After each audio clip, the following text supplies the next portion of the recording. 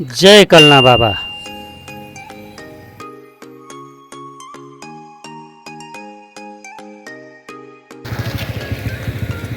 साथीहरू म कल्ना गइरहेको छु।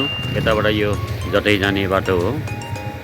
जटै भएर चाहिँ यो चाहिँ मुली चोक निस्किन्छ। एयरपोर्ट पनि जान सकिन्छ यो बाटोबाट। जनकपुरमा चाहिँ बाटोको विकास चाहिँ धेरै राम्रो देखिन्छ। बाटोको मात्रै विकास भएर हुँदैन। यहाँ फोहोर मैले धेरै देखेँ जनकपुरमा। अगाडि बढ्न कोही पनि चाहँदैन।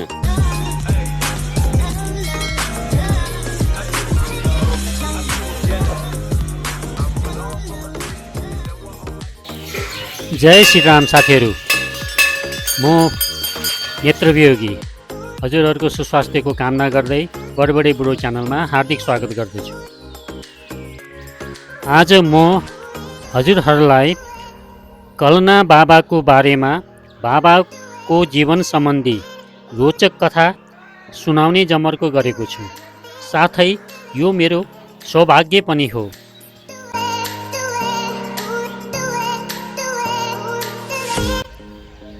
कल्ना बाबाको जन्म छिमेकी राष्ट्र भारतको बिहार गोपालगञ्ज जिल्ला गाउँ अमहेमा भएको थियो।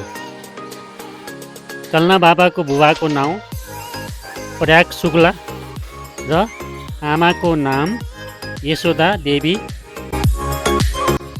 शुक्ला थियो। विक्रम सम्वत 1958 ईस्वी सम्वत 1901 बुधबारको दिन बाबाको जन्म भएको थियो। धुमधामले न्वारन गरेपछि उहाँको न्वारनको नाम राखियो ठाकुर शुक्ला। सानै उमेरमा नै सीतारामको जप गर्ने बाबा 9 वर्षको उमेरमा वर्तमान पश्चात 11 वर्षको उमेरपछि तीर्थयात्राको लागि काशी, प्रयाग, अयोध्या, विश्वनाथ भ्रमण गर्न थाल्नुभयो।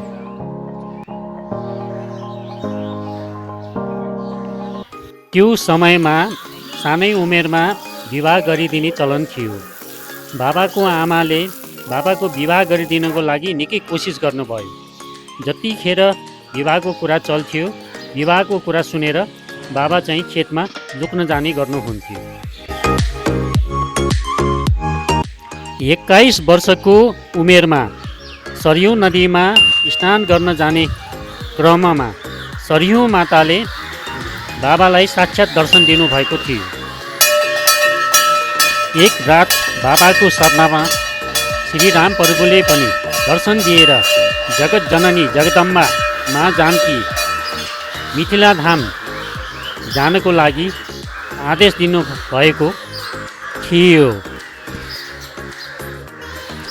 बाबा विभिन्न धार्मिक स्थलको यात्रा गर्दै गिरिजा स्थान पुग्नुभयो। गिरिजा माताको आदेशबाट कल्ना जान भन्नुभएपछि बाबा कल्ना पुग्नुभयो।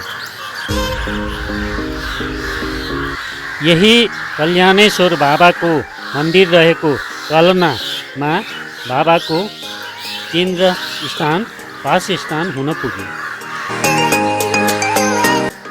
साथीहरू, बाबा बाल्यकालदेखि नै सीतारामको जप गर्नुहुन्थ्यो। मैले अघि पनि भने होला सायद।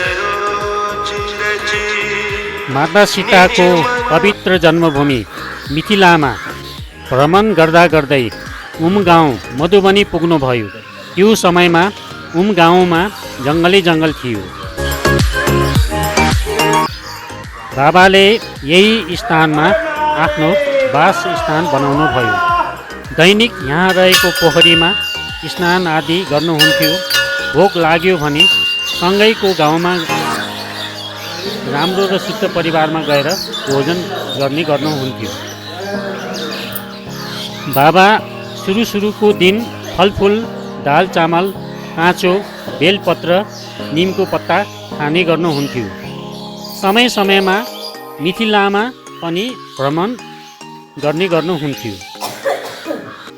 गिरिजा स्थान, जनकपुर धाम, कपिलेश्वर, कुशेश्वर स्थान लगायत तीर्थस्थलमा भ्रमण गर्नुहुन्थ्यो। बाबा कल्नादेखि गिरिजास्थान र जनकपुर धाम कुनै पनि समयमा पुग्नुहुन्थ्यो, चाहे जाडो महिनामा मध्यराति होस् या गर्मी महिनाको प्रचण्ड गर्मी नै किन नहोस्। एक दिन यस्तो अचम्म भयो, भाद्र महिनाको मध्यरातमा एक भक्तको साथमा जनकपुरको लागि पैदल नै निक्लिनु भयो। जनकपुर पुग्दा रातिको 12 बजेको समय थियो। मन्दिरमा रहेको गेटहरू सबै बन्द भइसकेको थियो। तर कस्तो अचम्म, बाबा गेटमा पुग्न साथ गेट आफै खुल्यो र मन्दिरभित्र रहेको राम जानकीको पर्दा आफै खुलेर बाबालाई दर्शन दिनुभयो। बाबाले दर्शन गरिसक्नु भएपछि त्यो पर्दा र गेट आफै बन्द भयो। साथीहरू, बाबाले घर छोडेर आइसक्नु भएपछि बाबाको आमाले आकुल व्याकुल भएर यताउता खोज्दै खोज्दै गिर्जा स्थान आइपुग्नु भएर सोही स्थानमा बाबा र बाबाको आमाको भेट भयो। मिथिला धामको कनकनमा र जनजनमा रम्ने बाबा आमालाई लिएर देवदिया गाउँमा जनकपुर धाम आउनुभयो। त्यही एउटा शुद्ध र पवित्र परिवारको घरमा बस्नुभयो। बाबाको माताजीको परलोकपछि गाउँलेहरूले बाबाको आमाको काजक्रिया सबै व्यवस्था मिलाइदिएका थिए। श्राद्ध कर्म, ब्राह्मण भोजन सबै वैदिक रीति अनुरूप सबै कार्य सम्पन्न भयो। आमाको स्वर्गवासपछि बाबा फेरि कल्याणेश्वर कल्ना स्थान बासुपट्टि आउनुभयो। त्यही कल्नामा एउटा सानो कुटी बनाएर रहन थाल्नुभयो। बाबा दैनिक उहाँ पिपलको रुखमा जल चढाउनुहुन्थ्यो। कहिलेकाहीँ कल्याणेश्वर शिवलिङ्गमा पनि जल चढाउनुहुन्थ्यो। पूर्वमुख भएको कुशको कुटीमा जमिनमा बोरा ओछ्याएर सुत्ने गर्नुहुन्थ्यो। परमहंस सिद्ध बाबाको ख्याति त्यो बेला बढ्यो। 1940 इस्वी सम्बन्धमा यहाँ सँगै रहेको भैरव मन्दिरमा आवाज आयो, यानि भनौँ आकाशवाणी भयो, यो परमहंस हो भन्ने। त्यसपछि बाबाको चर्चा चारैतिर फैलिन थाल्यो। त्यो बेला कल्ना स्थान गाउँभन्दा निकै टाढा थियो। यहाँ एउटा ठुलो पोखरी र सँगै शमशान घाट पनि थियो। 1960 इस्वीसम्म बाबा बाहेक राति त्यहाँ कोही पनि मानिस बस्दैन थिए। दैनिक साँझ 4 बजे बाबाले प्रवचन दिने गर्नुहुन्थ्यो। सबैलाई समान व्यवहार पनि गर्नुहुन्थ्यो। बाबाको प्रवचन सुनेर यहाँ सबै मुग्ध हुने गर्थे। साथीहरू, एउटा अचम्मको कुरा हजुरहरूलाई भनौँ। बाबालाई भेट्न दैनिक राति एक जीव आउने गर्थ्यो। त्यो को होला कल्पना गर्नुहोस् त। सायद हजुरले भूत सम्झनु भयो होला। भूत होइन नि, एउटा बाँदर थियो जो बाबाको दर्शन गरेर बाबाले जे दिनुहुन्छ सो फलफुल खाएर फर्केर जाने गर्थ्यो। तर बाँदर दैनिक राति एउटै समयमा आउने गर्थ्यो। बाबाले भक्तजनहरूलाई उपदेश दिने क्रममा राम नाम तथा माता गिरिजाको जप गर्ने, हनुमान चालिसा पाठ गर्ने, रामायण, दुर्गा सप्तशती, देवी भागवतको पाठ गर्नको लागि सल्लाह दिने गर्नुहुन्थ्यो।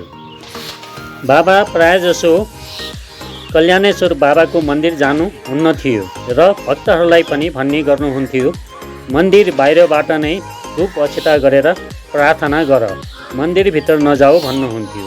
प्रेमपूर्वक धूप र बत्ती बालेर आरती गर, अर्थात् आफ्नो श्रद्धा र भक्ति भाव बाहिरबाट प्रार्थना गर भन्नुहुन्थ्यो। बाबाकोमा भक्तजनहरूले ल्याएको श्रद्धापूर्वक ल्याएको फलफुल, खाद्य वस्तुहरू र अन्य भेटीहरू पनि यहाँ आउने भक्तजनहरूलाई नै बाबाले बाँडिदिनुहुन्थ्यो। आफ्नो साथमा केही पनि राख्नुहुन्न थियो।